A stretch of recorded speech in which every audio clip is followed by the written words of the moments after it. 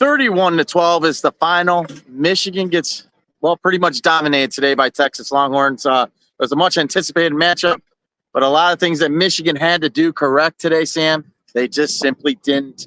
It all starts with turnovers. It all starts with time of possession, running the football, the trenches. Check all the boxes. That all went in Texas's favor. It just was one of those games where simply Michigan was just outclassed. I mean, there's obviously some things that we're going to do a deep dive on, but it was just one of those days, and you got to tip your hat to Texas. They got the job done. Texas was the better team, and Michigan has a lot more questions than answers, and as there's still a lot more football being played this season. Yeah, anytime you get beat as soundly as Michigan got beaten, you tip your cap to the other team in every phase. Coaching, players, they won every aspect. So credit to Steve Sarkisian and his players. They came in and they got the job done emphatically. Well-prepared team, very talented team. They beat Michigan in every respect. They had a great game plan, and their players came out and executed that game plan to a T. So I want to start there. It's about what Texas came in here and did today, and not about what Michigan didn't do. Now, to get into the Michigan piece of it, you come out of this game with actually a lot of lingering questions. Some of the questions we had coming into this game about the offense. I mean, if you want to start out talking about the defense, I guess we can. I mean, there were some things that we expected defensively that didn't manifest.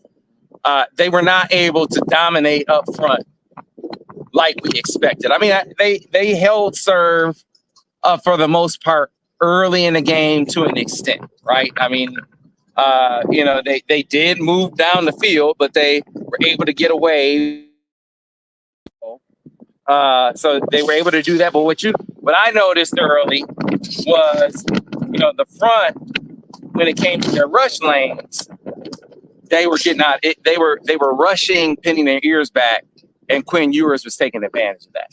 And so he would kind of sidestep or step up in the pocket, and there was green pastures.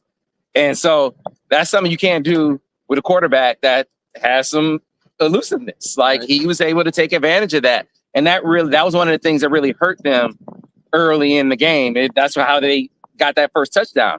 He stepped up in the pocket, and no one was around. He was able to step into a throw for a touchdown. Problem on third down, especially in the first half. Well, there are a number of problems that manifest on third down. I mean, I think they were 8 for 10 on third down. Yeah, in the first incredible half. Stat. Yeah, it was. They had a litany of problems on third down. After that issue, another issue that emerged is linebackers in coverage. Linebackers in coverage in this game, that was an issue where you had linebackers. To me, this is what it looked like from the press box. They would know when they watch game film, and we'll kind of look at it with Vance to kind of get his eyes on. But look to me like you had linebackers that were locked on the quarterback. They were kind of watching the quarterback and kind of losing track of receivers in coverage, and he was picking them apart. Or, maybe sometimes when they were in man, it was like a check release in the back, but release out of the backfield, and he's running in green pasture. So that emerged as an issue as well, where they would get green pastures along those lines. And then the very last issue was one of fatigue. They looked gassed, especially up front. They looked gassed at times. Some of that was them not being able to get off the field.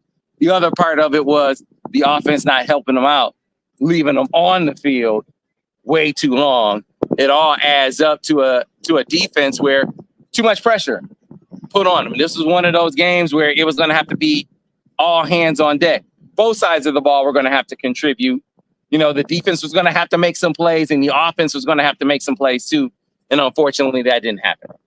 Okay, as far as offensively, obviously, there was concerns coming in this game, especially Davis Warren, first-time quarterback. They really didn't show much in that first half. There was a little bit of zest with that second drive, but they came out, they got the 3-and-out, the short punt. They didn't really have much razzle-dazzle there, not much push up front. And then they got the one drive in the second drive, but then they went to orgy on the third down. It seems like people are going to question some of the play calls, some of what they're doing out there. What's sort of your assessment of the offensive play so far. Well, that they don't have an identity offensively. Yeah. I mean, I think I think what they are trying to be. I'm trying to figure out what they're trying to be. I mean, maybe to a certain extent, they're trying to figure out what they're trying to be. I know one of the most surprising stats to me is through 2 games, a team that for 3 years was a smash mouth team through 2 games, they don't have a rushing touchdown. That's a glaring stat to me. And to not have figured out what's the most effective formula for running the football. They've not figured that out yet. And to me, that's the biggest problem. Like, how do you get to that? And you have a performance like this, it's a gut check time across the board. You mentioned that 3 and out. It was imperative to me, and it's kind of a microcosm of the game. The defense has a drive where they were lucky to get off the field with no points. And so you go on the field and you need to get something to give the defense a blow. And you get a penalty to put you behind the sticks. And it's one of your most veteran players that does it. And it's like, hey, man, you cannot have that. You have got to be in a position where your offense can lean into your strengths, like protect your defense, play to your kicker, right? Run the football. And they are not setting the rest of the team up for success in that regard. Like, hey, let's get in position to kick field goals. I know that's not what fans want to hear or play to the defense, but that's kind of the strength right now. And so to me, this is what I think coming out of this game. You're doing, Sharon kind of alluded to this a little bit. What I saw is a lot of positions where competition needs to intensify in practice, where it's like, hey, yeah, maybe it was one in fall camp and it was one through a game, but based on what we've seen through 2 games, maybe it's up for grabs. Maybe we need to see if this is the right mix. Maybe we need to have games be a part of furthering the competition at various positions. Maybe we need to have more playing time for different guys at certain positions to kind of figure out if we have the right mix. All to get back to the point that I'm saying before, to get to that formula where you're running the football better. Because right now, this notion that they're going to be a team that throws this, and I have no doubt in my mind that Davis Warren is the quarterback who throws the football the best on the team. I buy that 100%. Sure. But is that going to be what leads them to offensive success? They got to ask themselves that question. What you're saying is maybe have the orgy in there. Well, maybe get it uglied up a little bit on the field, slow the game down. Because the mix they have right now certainly is not leading to them running the football consistently. And so what I'm trying to get to is what gets them to running the football more consistently. They got to figure that out, because it lends itself to everything else. It lends itself to keeping the defense fresher. It lends itself to, hey, you got a great kicker, clearly, right? It lends itself to these other things, and it lends itself to where the majority of your best players probably are your running backs, right? And Colston, of course, which is obviously going to be a part of. But certainly, and Alex is one of your best athletes too.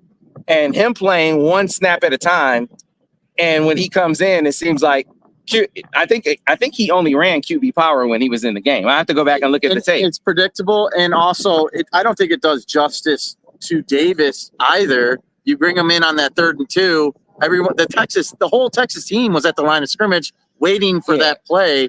You got to give him a series. You got to try to do something to mix it up. Next week, so it's going to be the week to try that. So figuring out what is the optimal plan? What is the optimal usage plan for him as a weapon?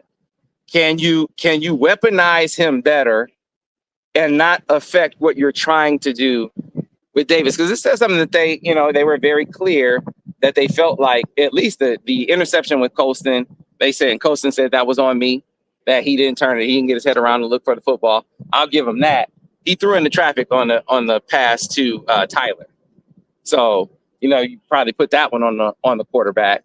And then the fumble, obviously, Colston said he didn't tuck it away. I mean, you had turnovers that led to this is one of those games where they just couldn't turn the ball over, and they lost that battle 3-0. Lost that battle. So they're just not a good enough team to come back from that type of right. So so again, I'm going to come back to what I said before. Why am I emphasizing them running the football, them needing to run the football more, and needing to run the football better? Because that's where their explosive players are. Yeah, that's where they're most explosive. Donovan Edwards, Khalil Mullings to a certain extent, and Alex. Those are their most explosive players on offense. So, how do you feature those guys more? You can include them more in the passing game, but obviously getting them more touches and being able to sort of being able to maximize your rushing attack in ways that you've done it in the past. I think of essentially you're going to have to say you got to pick one of the quarterbacks. If Orgy is the guy that can help produce those bigger plays, then maybe that's what they have to do. I don't. Hey, you alluded to that they have to. So they're going to have to make some decisions here. Maybe give some other guys a chance. What I'm saying is the way that they're using Alex right now. Clearly, he was not effective today. It's not helping anybody. It wasn't effective today. Alex was not effective today.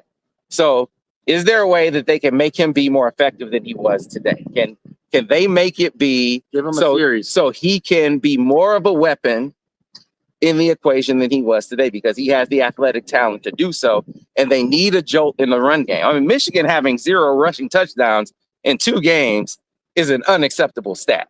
Like that can't happen for for this offense.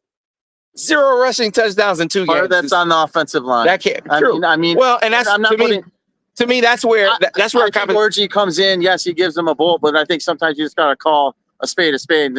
They are who they are, right? So where can they improve? Where can Orgy give them a jolt or whatever? Well, see, look, let's not make this into Alex being the panacea. I'm not saying that. I'm not sitting here proposing Alex as the answer. I'm talking about all of this as an answer. That the running game is the answer, and him being a piece of it. Because I think what you said is a key too. Competition on the offensive line is absolutely a thing. Like, hey man, that needs to be. I think they need to be having an open competition in several positions on the offense line just to see if they're planning on they're planning on redshirting certain guys and they can think they can play. I think you got to explore that. Maybe you play those freshmen if they're available. I'm just speculating, but I'm just saying that you got, like you said, open competition. They got to explore these avenues. Yeah, because here's the other thing. As bad as this loss was, there's a whole lot of season left. 10 games. There's a whole lot of season left. And they still have a really talented defense and a really good kicker, right? Really good kicker. This is and they still have some explosive players on offense. How can you maximize that formula? Because it's a formula for a better performance than we saw today. I refuse to believe that what we saw them do today is as good as it gets. All right, I refuse to believe it. All right. I refuse to believe it. I know you've hit on a few of these things, but we need some I need this. Give me 2 minutes of where Michigan goes on from here. Obviously, they got just looking into next week. What do they need to do next week as they get basically one game to prepare for USC? All right, so and then Big Ten play. All right, so what do they got to do next week? Defensively, first, this was a matter up front of rush lane discipline. That is a coaching point for them on the defensive line. At the linebacker level, some eye discipline and sort of zone discipline, coverage discipline. Because this is just what it looked like from the box. I don't know if this is what it was. Like I said, we'll have Dan take a look at it. It looked like they were looking at the quarterback and losing track of receivers. And then in man principles, they looked like they were check releasing them to death. Like the linebackers, they would come and then boom, as soon as they saw the linebacker, I'm getting out of here and I'm out the gate. And so they need to tighten up their coverage principles at the linebacker position. These are things that they can work on in practice, tighten those things up. This is a defense that can still be one of the better units in the country. You flip over to the offensive side of the ball, and it's a lot more difficult because I think you got to figure out what's your best personnel mix. This is, Sharon kind of alluded to it in the press conference. There was a question like, are you sure you're playing the right guys? And he said, I don't want to make a knee-jerk reaction. I want to look at the tape.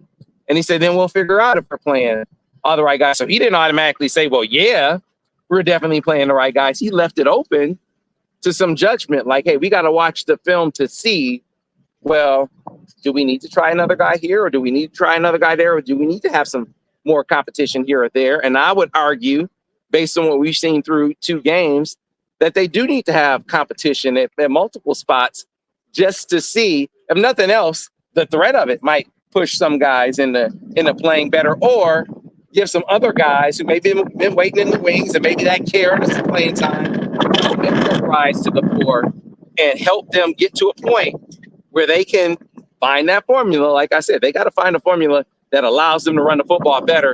And I'm going to keep coming back to what I said before. Figure out your best mix on the offensive line. And I'm not gonna say that Davis isn't the guy. You haven't heard me say that. I'm not saying that. But this one play at a time where Alex comes in and he's out, it just feels like it telegraphs what he's going to do or what it's going to be. Texas certainly had it sniffed out. So how do you figure out a usage plan for him that optimizes his ability?